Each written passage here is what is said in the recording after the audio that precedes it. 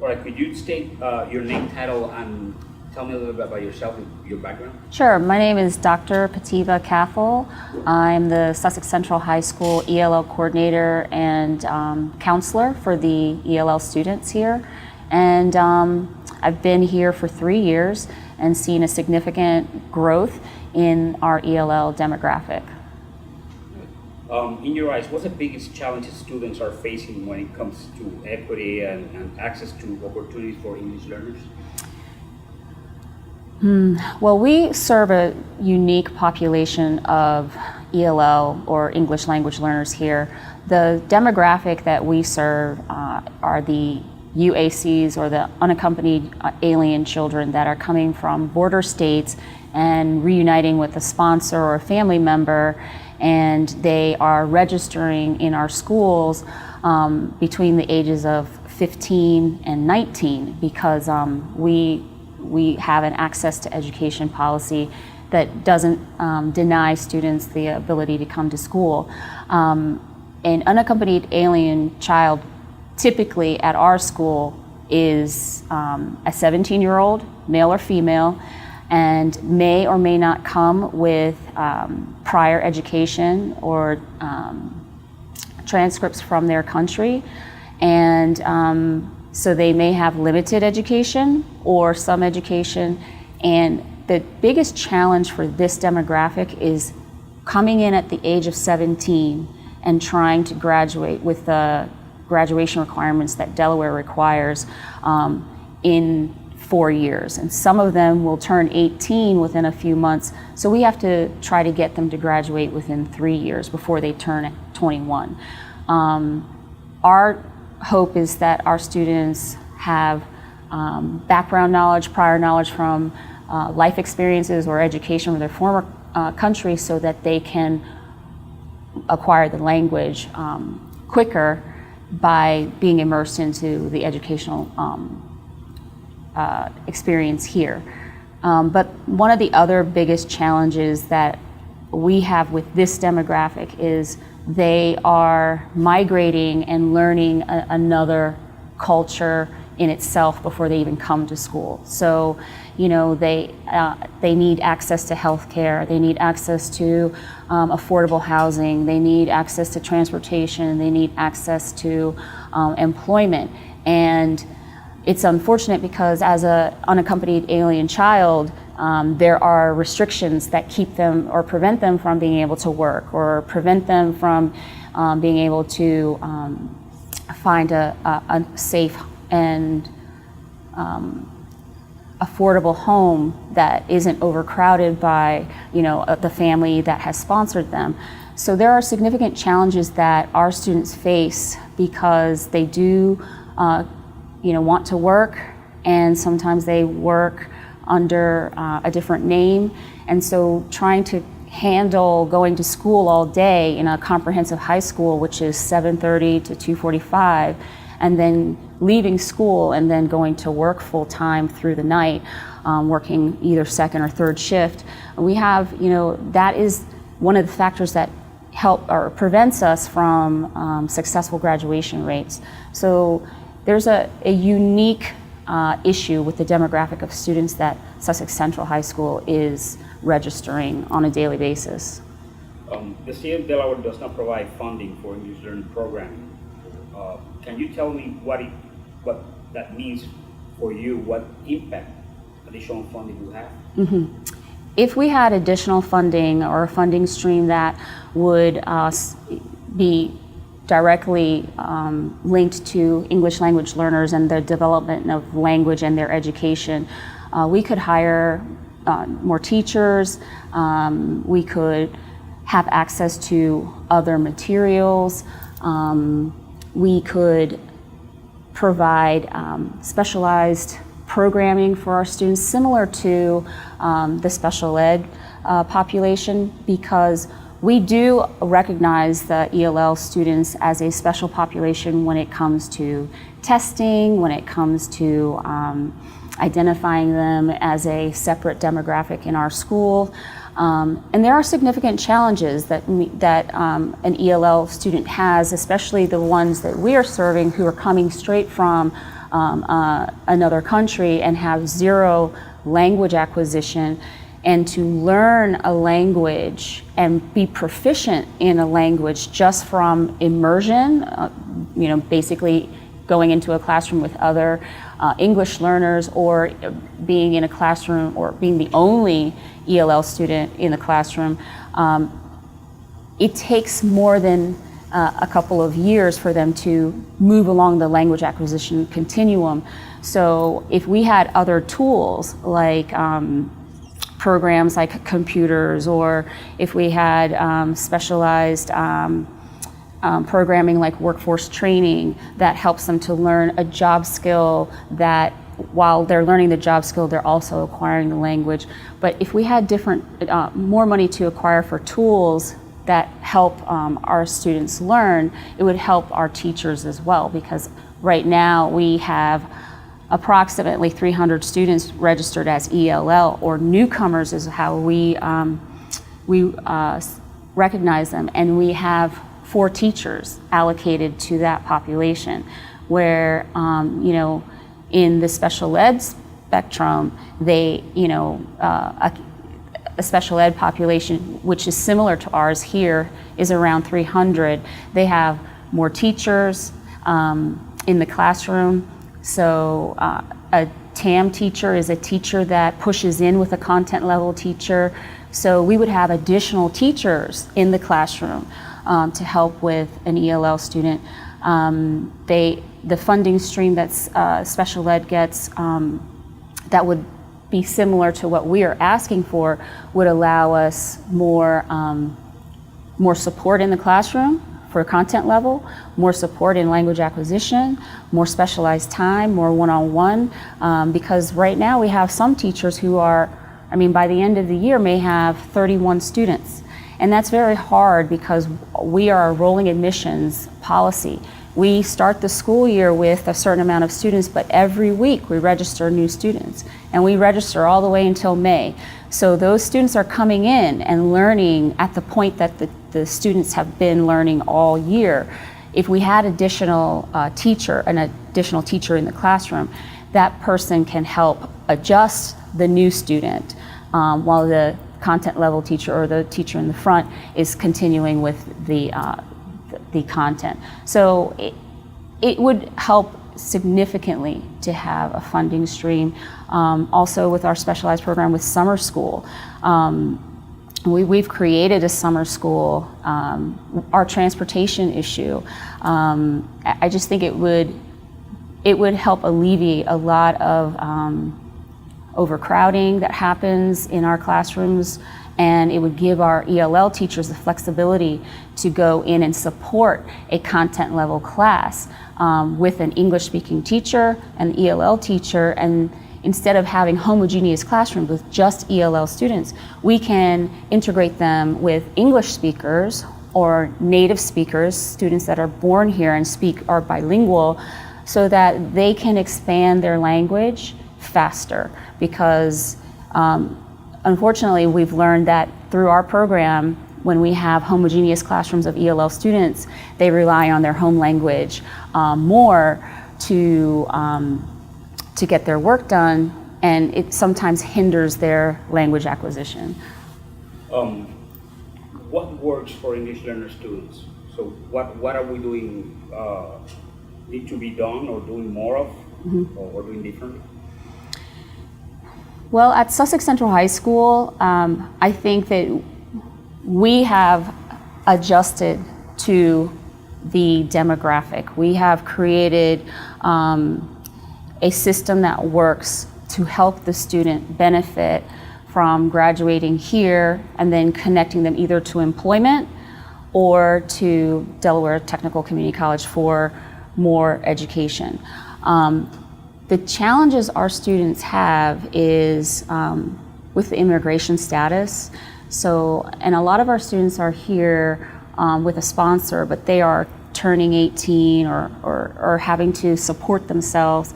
And so it makes it difficult for a student like that to continue with education, because they reprioritize what is important in their life, and they sometimes choose work over school.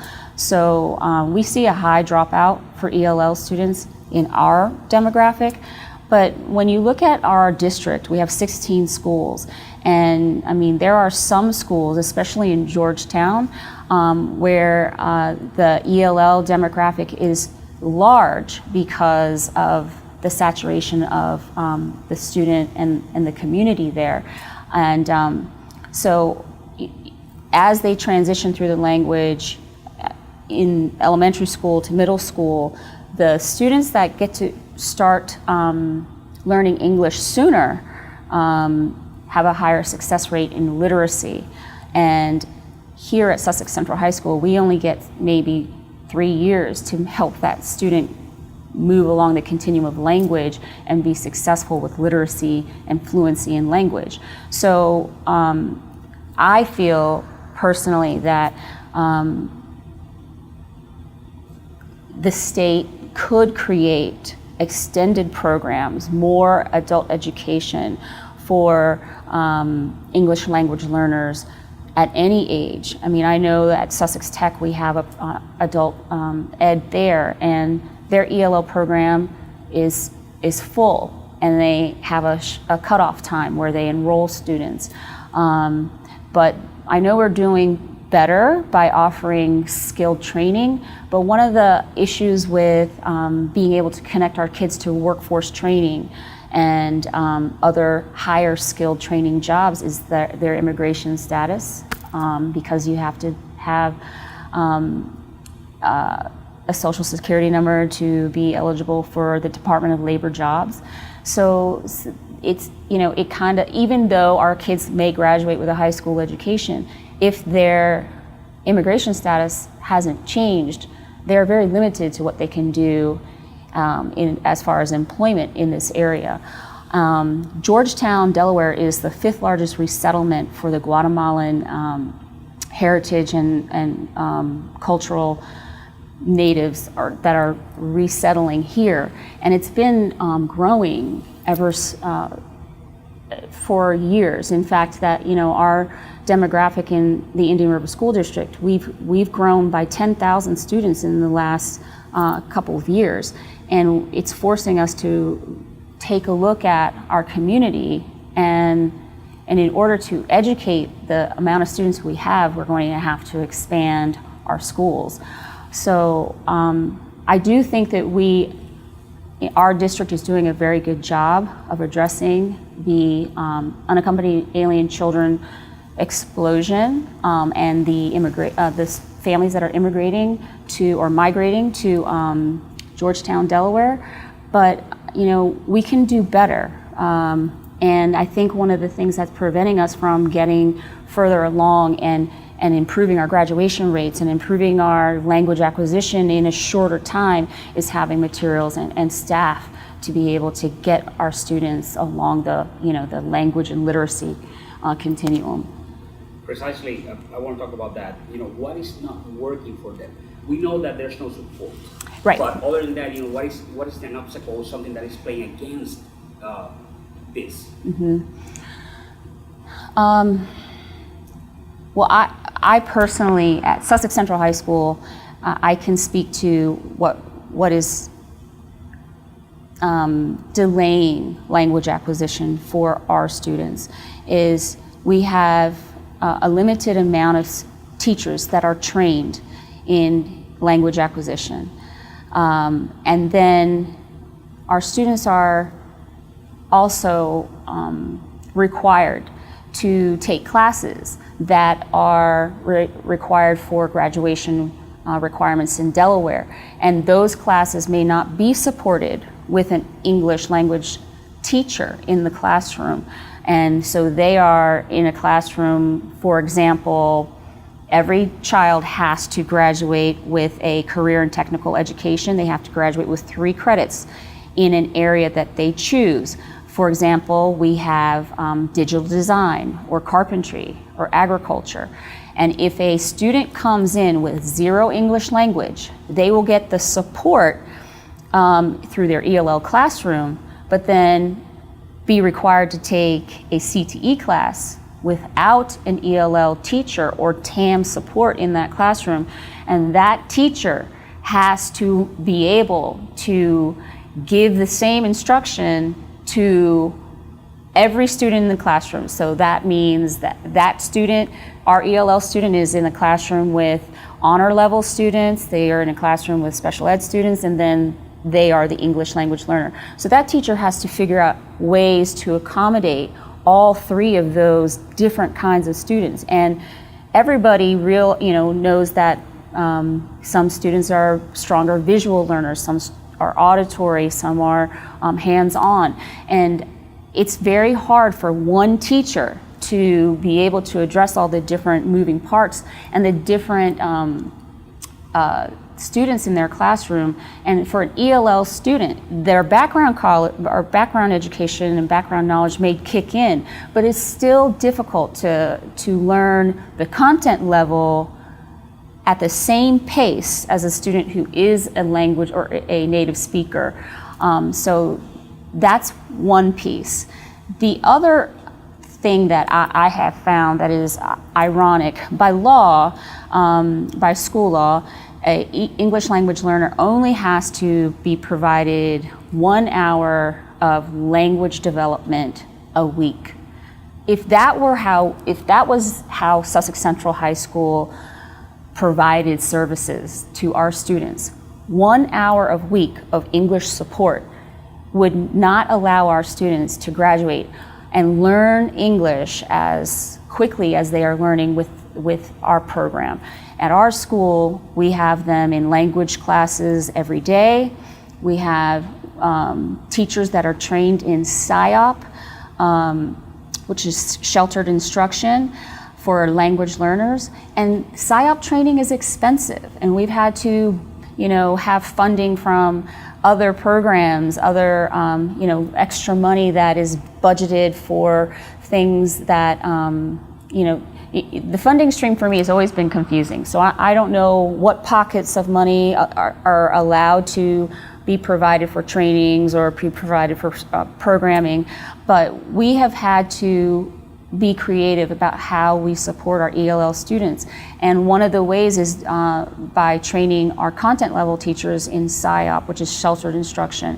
And really, sheltered instruction strategies are good for all learners, but specifically for ELL learners, because we are always looking at having a language goal with the lesson. And it's important that we have those teachers trained in that, or we fall into that same issue where we have the ELL students sitting in the classroom and really just surviving through the class by doing the right thing, getting ready and listening to the teacher, but not really expanding their language because the teacher won't actively ask that student questions, and that student can't answer orally because of their lack of language. So if we had a funding stream, I think we could train all teachers in schools to be SIOP instructors. And right now, because it is so expensive to be SIOP trained, we've chosen teachers in our content level or in our school to teach content level classes with SIOP strategies to our ELL students. And if we were able to teach all teachers how to be SIOP trained, I think we would have a better outcome as far as ELL students, but for all learners. And I think it would be less intimidating for our students to go into other classrooms with native speakers and really get involved in the content. Have you seen, or could you tell me what will happen if we don't help this generation of students? Well, ironically, at Sussex Central High School, 3 years ago, when the explosion of the UAC demographic was starting to appear in our community, we had 12 kids graduate. Our second year, which was 2017, we graduated 34 ELL students, and this past school year, we graduated 54. So I feel like by the leadership in our building recognizing that this demographic of students has things to contribute. I mean, just because you have a deficit in language doesn't mean you can't learn. In fact, we believe and we know that there's evidence behind this that chemistry, math, I mean, those content level classes, if they've learned it in their other country, if they come here, it's the same in Guatemala as it is here. The solar system is a solar system. So if we put them in classes that they have the background knowledge in, they are able to learn the language because they're familiar with the content. I think it's important to realize that if we don't improve our programming across the state, we're going to see a drop in graduation rate. We're going to see less leadership in the Latino community because we're not graduating students that are going to college and getting higher degrees that can come back and provide leadership in the community for students that are migrating over. So there's a catch-22. I go back to the prioritizing of the culture. Going to work is a very big priority in our students' list of priorities. So sometimes going to work and making money is more enticing than getting a diploma. And we here at Sussex Central, we have created a school counselor that looks at their transcript. We address their issues that are preventing them from coming to school, like work or healthcare. We support them with education and being able to graduate. So I have seen an increase of our students graduating from here, going to Delaware Technical Community College and getting a higher degree, and then coming back to our community, staying in our community, and addressing the problem of literacy and access to healthcare, access to employment, access to housing, all the issues that they come in with as a student their first day of school here. Once they learn how to speak English, once they have the literacy level to be able to read and write, it is the gateway, it's the door that opens their ability to advocate for themselves. It gives them the ability to manage the paperwork that comes with buying a car, getting a lease, but most importantly, navigating their resources and their immigration issues and being able to go to court and work with a lawyer and know that because of their literacy level, that they understand everything that they are reading and signing. And when a student graduates from here, we see an increase of leadership in the community. And that is important. If we as a state don't come together and recognize ELL students throughout the state, even though, let's say, Sussex Central High School or Sussex County has a bigger demographic of ELL students than Kent County or Newcastle County, it's an issue all the way through the state. It's an issue globally. Nationally here, we have students that are English language learners that need to graduate and have literacy levels that allow them to not only continue to provide to the economy and commerce, but to provide leadership and provide the next generation of their families literacy to improve their ability to navigate, their resources and be able to be successful. Why is it important for advocates to focus on resource equity? Okay, that's a really good question. When we have students coming in to register at Sussex Central High School, resource equity is is something that they're not, that's not on their radar. They come here and they look at education as the gateway to learning the language. But when you have a deficit in language and literacy, you don't know how to, you as a student and as a family member, don't know how to ask questions or don't know how to navigate the resources that they are lacking in healthcare, in housing, and in the job market. So we see a lot of our students and our family members that repeat the cycle or it's almost generational lack of literacy, generational lack of using the resources or asking the right questions to get resources. In Sussex County anyway, we are looking at addressing resource equity by, we've created a focus group called the La Colectiva, where we're bringing all of the agencies in our community that work with Latinos and with migrant families on issues like healthcare and job market and housing. Because if we don't address resource equity and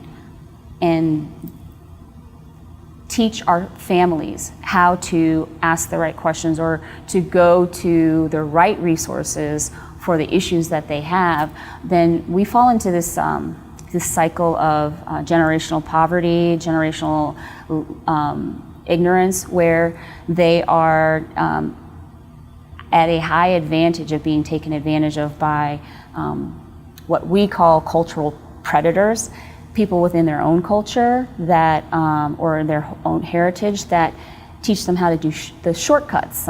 It's instead of going and going to the doctor, they have someone that they refer them to that's maybe not licensed. The other thing is our students and our families may be taken advantage of by a cultural predator with the job situation. They, instead of working at a job where they can get promoted, they may be doing something that might be unsafe or maybe even illegal. And that's the thing that I worry about with our students, is that even though we are providing them literacy and education, once they leave school, they have to be able to make the right decisions. They have to be able to know how to get to a dentist if they have a toothache, or where would I go if I wanted to find a different job. So the literacy is a big piece of that, and our community is working on how do we become more visible, and then shake the fear and the intimidation of being able to ask for help in the Latino community here. And really get our resources allocated to our Latino families. And I think one of the problems that we have is that the cultural brokers like myself or La Red with as one of the agencies, as the cultural broker, we are working with the same population. So if we all work together collectively, we can provide resources to our families. And I think it's important that when a student comes to me as a school counselor, that if they needed information on healthcare, a dentist, vision, how to address vision, or housing, that I have a list of resources to provide them. And that is what our county is working on doing, is providing a resource equity for students that are walking through the door who may not have the language level to be able to advocate for themselves, but to at least give them connections to agencies that have bilingual employees that can provide them the services that they don't even realize they have the access to. So, finally, what would you tell a room full of community leaders if you wanted them to be active advocates for this issue? I would say come visit our school, come to Sussex County, look at the strides that every level of education is doing in our school district. The elementary school has a different issue than we do at the high school, and the same thing at the middle school. But our ultimate goal is to get them to be literate and to graduate with a high school diploma, and then to be able to connect them to either a career, to college, or to the military, but to provide them the skill set, but also the language and literacy to be able to promote themselves within their lives. And if we don't do that for our ELL students, we are handicapping them from being able to do more and go beyond the chicken plant or the poultry or the industry of farming.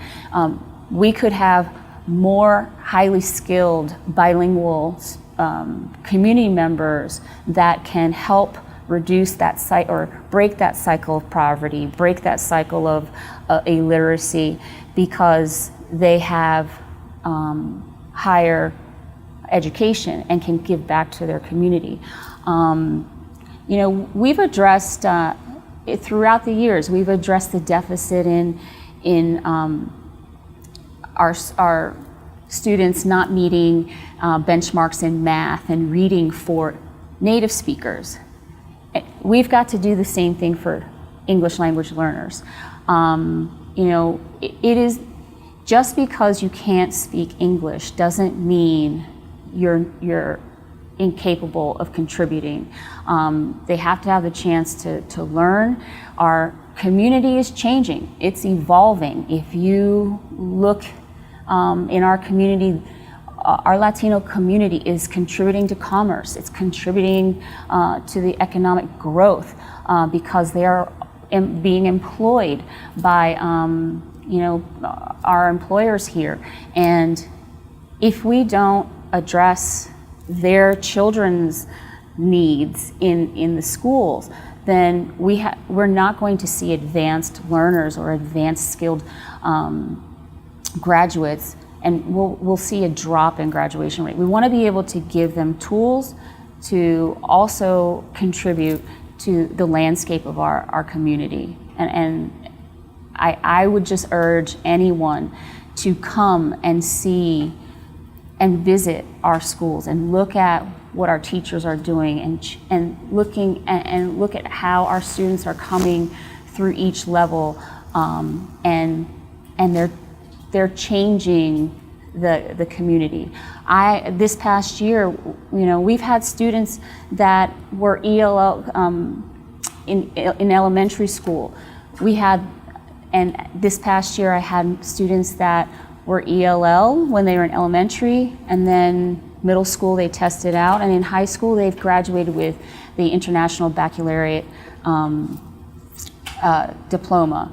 Last year I had a student who was the co-salutatorian who in his graduation speech revealed that he was undocumented, and he said, "I never thought that I could go to college and be more than a dishwasher because of my immigration status." And that should never be an obstacle that someone should face if they have the desire and the drive to be educated.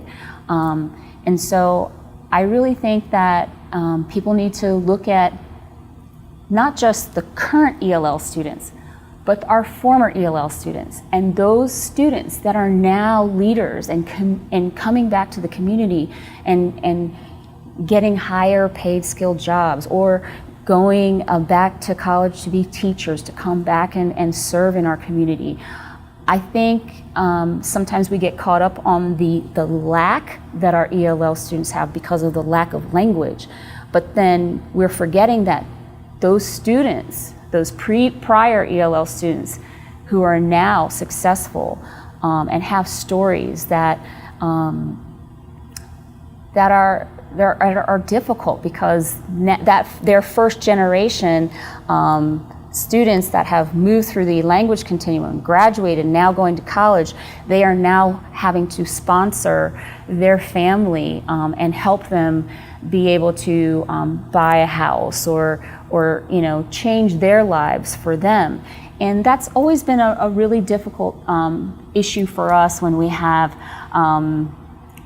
in education with an ELL student. A lot of times, especially in the younger stages, their parent may also be illiterate or not be able to speak the language. So that student is parentified and having to, because they're bilingual, be able to translate for their parent. And that's also something where we want to be able to find unique ways to provide language acquisition for parents. And so our goal is to make everybody literate, obviously, when they graduate, but to understand that they have more opportunities because of literacy. And I challenge people to look at former ELL students and look at how they're changing the landscape of our community, look at what they're doing in the job market or in the military or in college, because they were students here and they're successful, and we have to look at that too, and how could their education have been different if we had more support? Could they have moved along the continuum sooner? I just think it's important that if they are considered a special population when we test them, if we don't provide extra services to them, our test scores are going to stay. They're not going to move like a native speaker would, because they're still. When you're learning a language, academic language is different than oral language. So if we can't help address the deficit in academic language for our ELL students, we're going to see a drop, or we're going to see some complacency in our test scores. And sometimes our test scores don't translate to what our students really know and can contribute. So then we get this stigma that, because an ELL student is not moving along as far as benchmark goals go, that they might not be college material, or they might not be anything beyond high school, and only be able to contribute in the poultry industry, or just have limited options once they graduate. So I just think it's important that we look at all the entire demographic, because we have ELL students that were ELL in elementary and now are very, very successful.